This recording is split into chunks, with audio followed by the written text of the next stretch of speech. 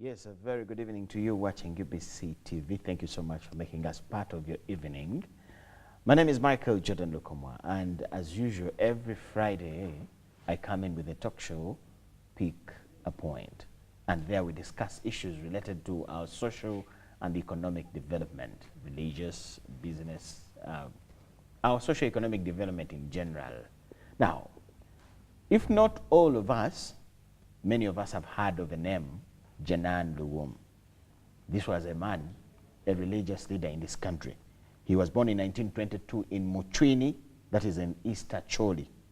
He trained as a teacher from Boroboro Training School and later a lay reader in church where he was ordained a priest in 1956. He rose through the ranks and became, he was consecrated Bishop of Northern Uganda in 1969. And later, the Archbishop of Uganda, Rwanda, Burundi, and Boga in Zaire. That was in 1974. That time, Idi Amin was the president of Uganda. And we all know that was not time easy in the country known as Uganda, our motherland. So, because of that, Janan Luwum was that religious leader who would not keep quiet to watch things going wrong.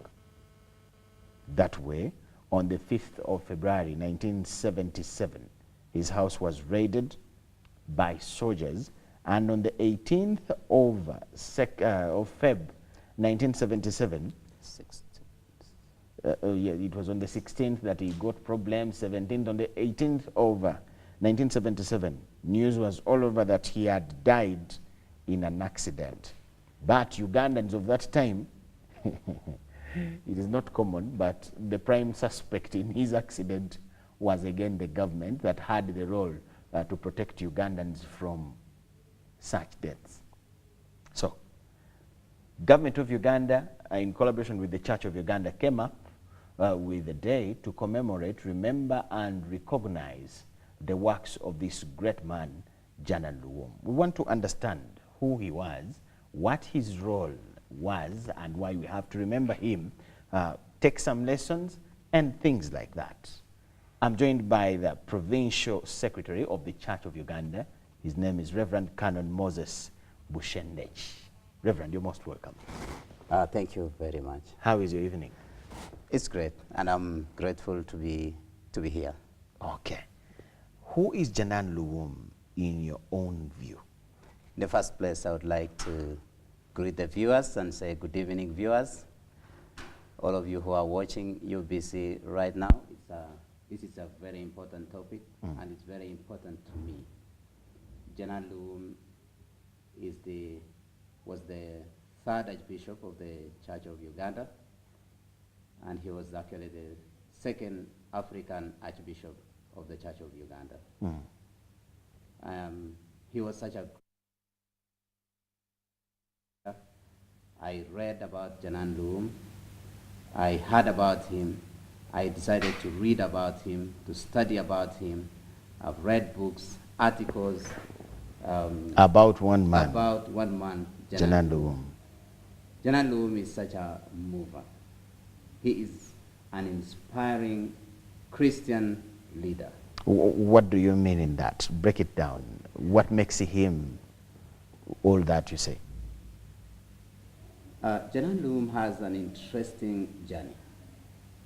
But one thing I know about Janan Luwum is he had God's heart for the people he led.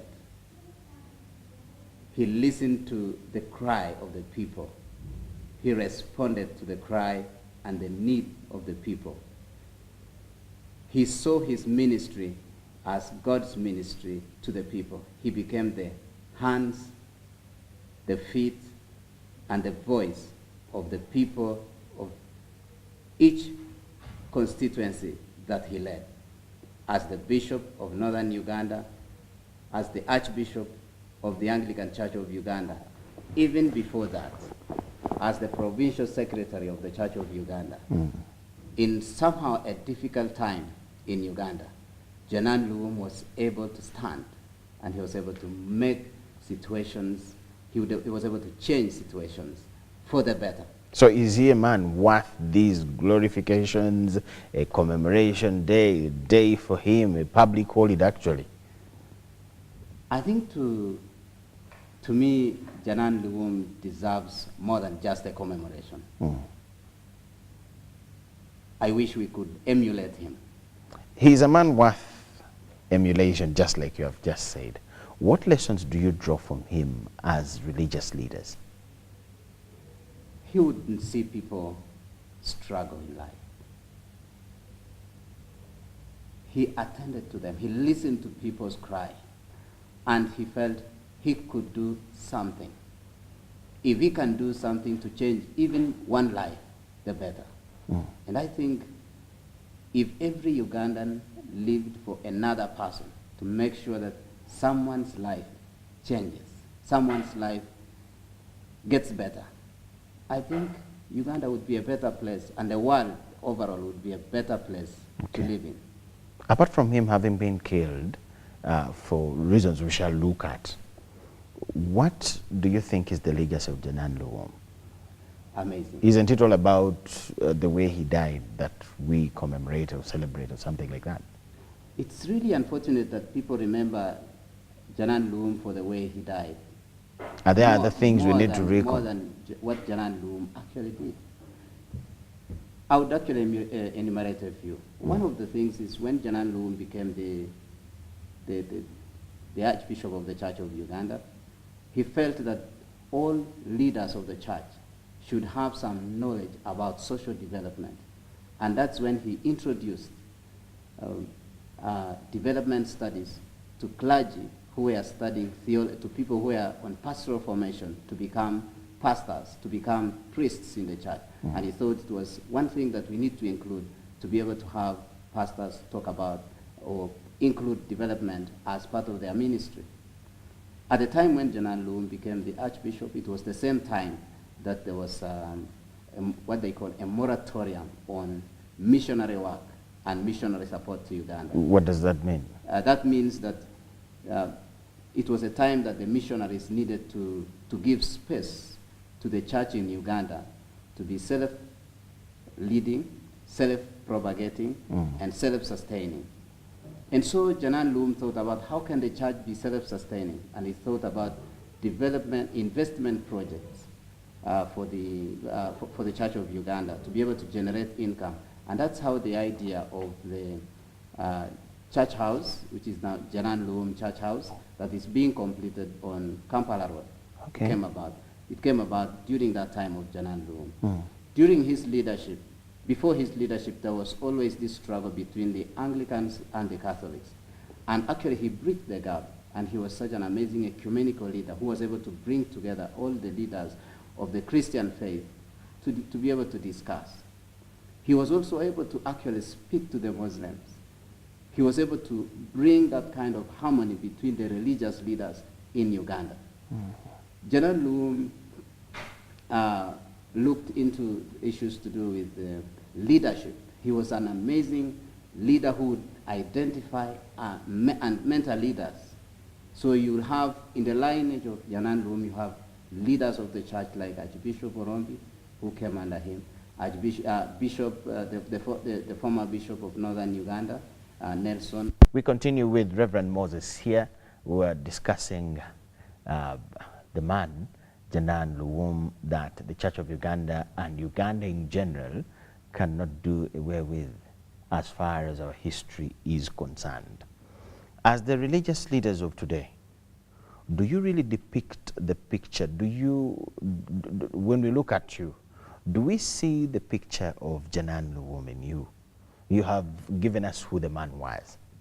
When we look at you today, do you really bring out the image of that great father of yours? I am Moses Bushendich. Janan Luwum is Janan Luwum. And like this show says, pick a point. Yes. So I do. In picking a point of who Janan Luwum was, do you try to be like him? Yes. Currently, I sit in the office that of the planning and of the office that Janan Luwum started, And this is a department that has come to do socio-economic development with the people of Uganda. I think I pick lessons from Janan Luwum. I would like to do some of the things.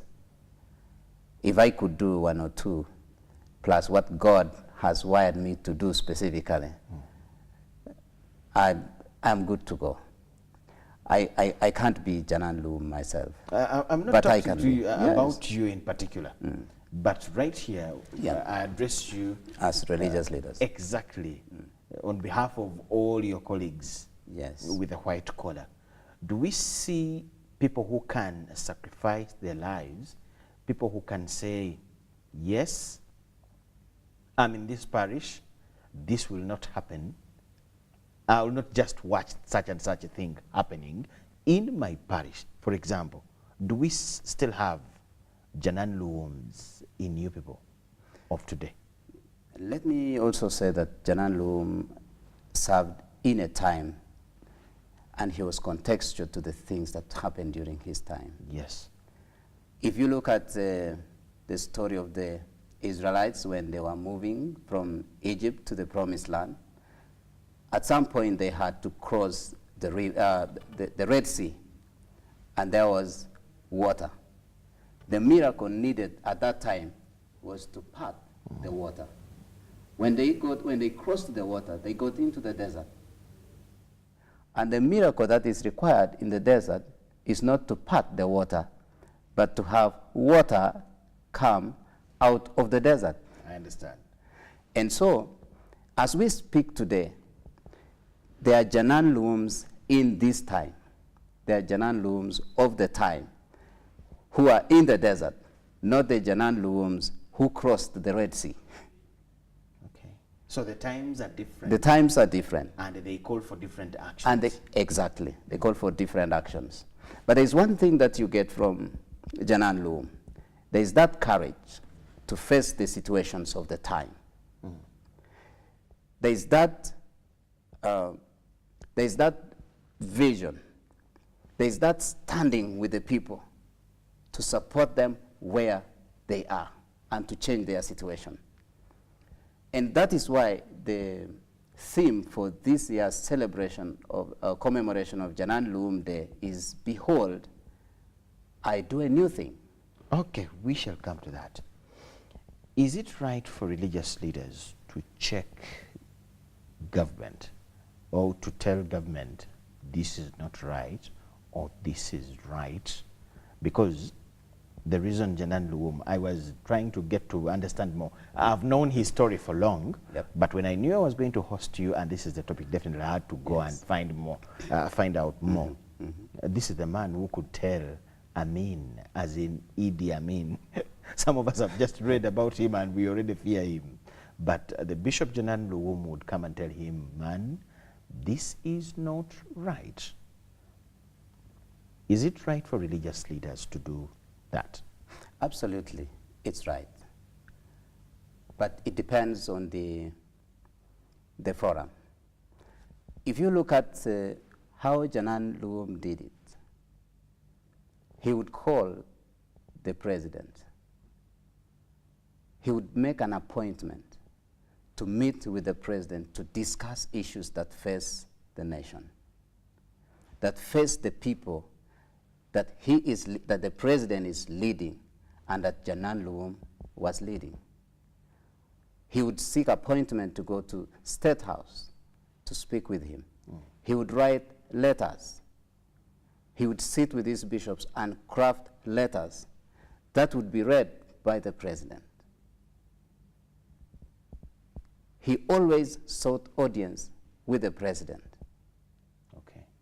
And so, and as leaders, I would say it's not good to interpret and say that probably the religious leaders are working against the government when they speak, when they give feedback about what the people are facing. As leaders, they need to always constantly have dialogue. I'll take you just a step back. Okay. You said he would seek the audience of the president yes. formally and peacefully. Exactly. Why would it again lead him into trouble, and to an extent that we lost him? If he did it the best way. Let me say, it's always good for leaders to listen to each other. And it's very likely, as you can see, as you could see from the discussions, that Janan Luwum challenged the president each time they met. Yes, I was going to tell you, not once or twice. Yes, not once or twice. He could always challenge and say, this is what your people are facing. This is what we as leaders, and you as the leader of the people, would do to make life better for your for the country. The challenge was, through that, he was misinterpreted. And then the other thing which caused more trouble was that the president then felt that he was looking at the general environment. He felt like it's like more people are running away from me, and probably Janan Luwum could be having a hand in this. Influencing. Yeah, sometimes Janan Luwum would actually go to the president to ask for release of some of the people who had been arrested unfairly. And he would always ask him to release them, or ask the security to release them. And I think through that kind of action, there was that natural bonding between the people and the Archbishop, because he stood for them. And that would threaten a political leader who was not responsive to the needs of the people.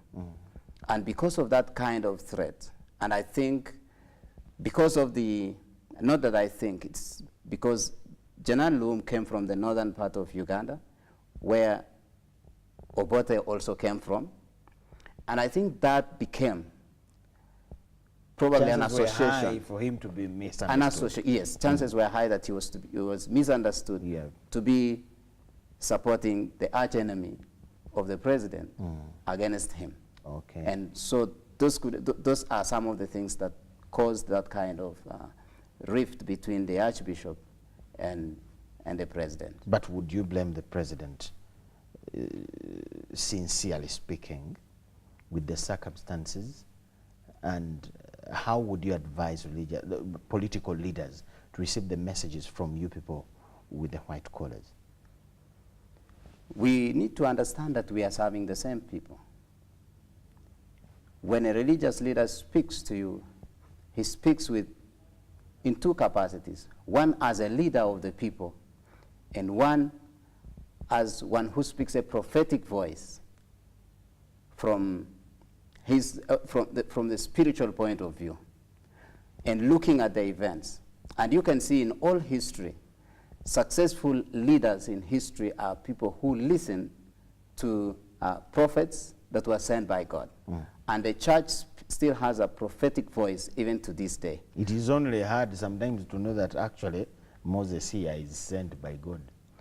It may be, you may think it is hard, but if you study the events and study them carefully and listen carefully, you could be able to see an association between what the true religious leader says and what is actually happening. One thing which is important is some of the things that you can see. Is he speaking about love and life? Love and life. If it's about love and life, so and it's not about personal interest. Anything outside love and loving people who give you information lovingly, who talk about the love of the people. Any leader would be attracted when they love people, when they protect life of the people. If it's about love and life, you better not ignore. Okay, but in that sense as well, how far should religious leaders go when trying to advise, trying to intervene, trying to show government, as you say that you lead the same people, which is very true, by the way. How far do you have to go, and what are the right measures that have to be used in order not to put up a clash between the two sides? Because you see, for us communicators, in what we do, there are 5 aspects, and each one determines the other. The source determines the message, that the two determine the channel, then the receiver, and definitely the feedback. But the channel in the middle is a very, very important aspect as far as communication is concerned. So, what would be the limit? How far would one go as a bishop, a reverend father, a sheikh? How far do you have to go, and what would be the right channels to communicate? Because you told me Janan would write to the president, seek his audience and things like that, appointments. He ended up having issues.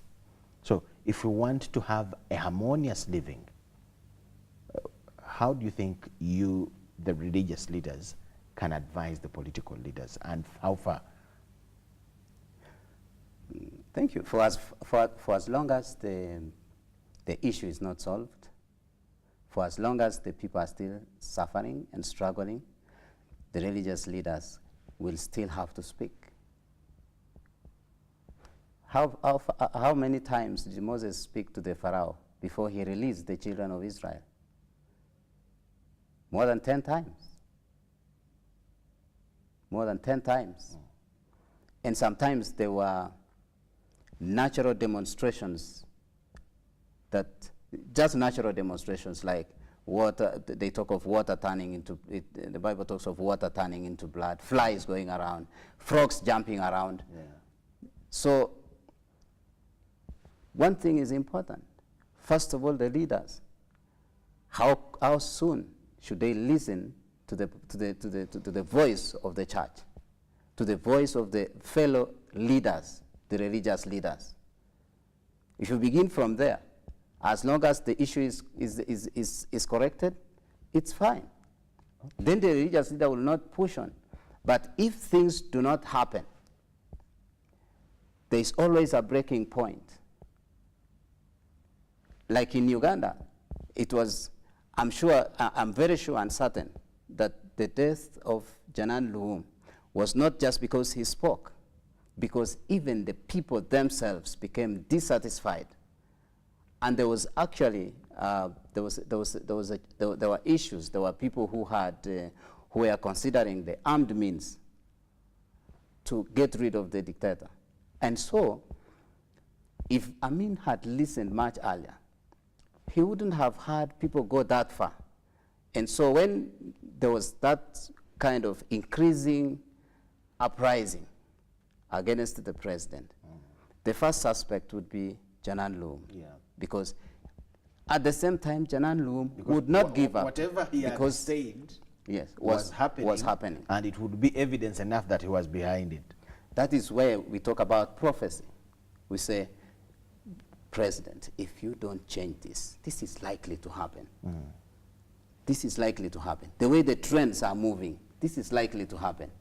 And so when it happens, it cannot be linked and say it's what he said is what he has done. Okay. It's what he said that has come true. So we have the Janan Luwum Day. Is it 16th February? 16th of February. Okay. It's next Friday, actually. What is so special about this day? As far as I know, it is government and Church of Uganda that sat, discussed, and agreed that this will always be the Janan Luwum Day.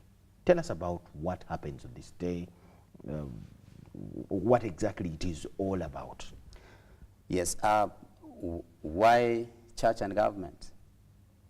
The church commemorates this day because this is the day that a great leader of the church was murdered for standing for the people of God. And it becomes an example. It's a day that leaders get inspired to remember that we can actually, we have a duty for the people that we lead. Yeah. For God's people, we have a duty. And for government, it is, they commemorate it because every right-thinking government thinks about their people and the welfare of the people. Janan Luwum thought about the welfare of the people of Uganda. And to be true, the death of Janan Luwum awakened the international community to realize that there was a problem in Uganda and that the Ugandans needed to be helped. And that actually helped the people who were thinking, or the movement that was thinking that was actually planning to oust Idi Amin from Uganda, to set free the people of Uganda.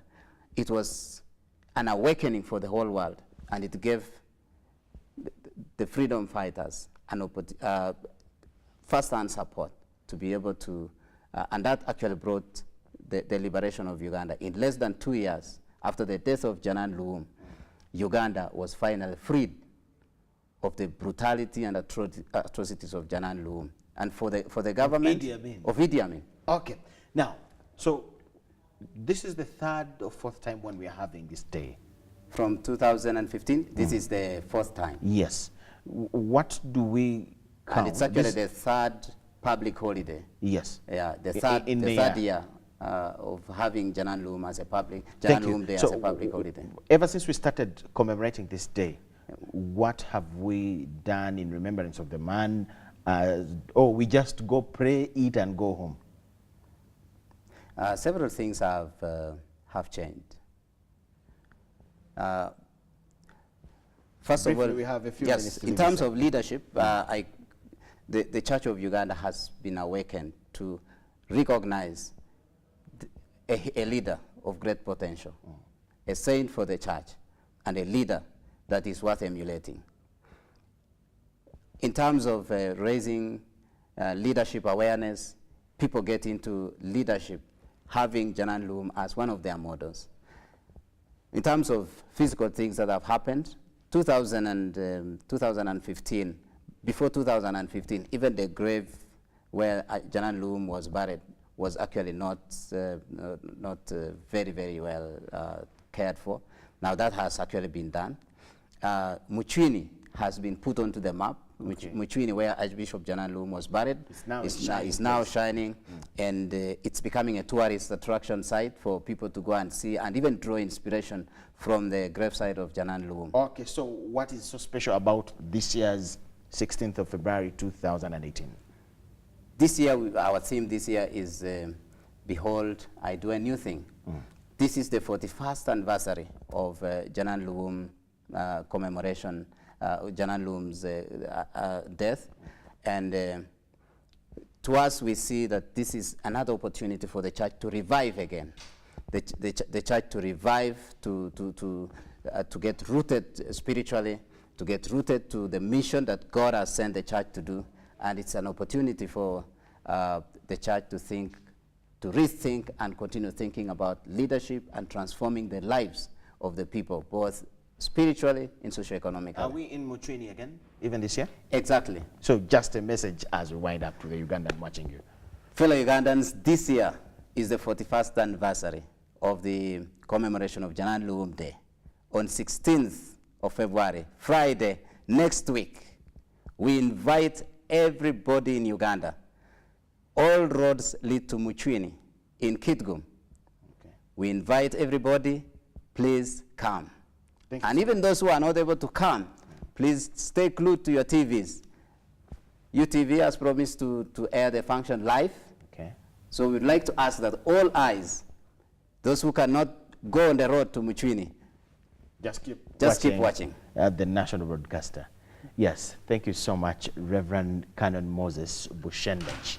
He actually sits in the very office of the late Janan Luwum, he was also the provincial secretary. Correction. And I'm not the provincial secretary. Okay. I am the director, household and community transformation.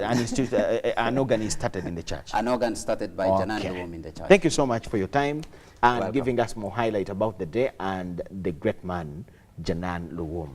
That way we come to the end of Pick a Point. Thank you so much for watching. My name is Michael Jordan Lukomwa. Patricia Lukoma is already here with the news, and we have to give you room to watch it and get to know what has happened in Uganda and outside. Thank you so much. Enjoy the night. Catch you.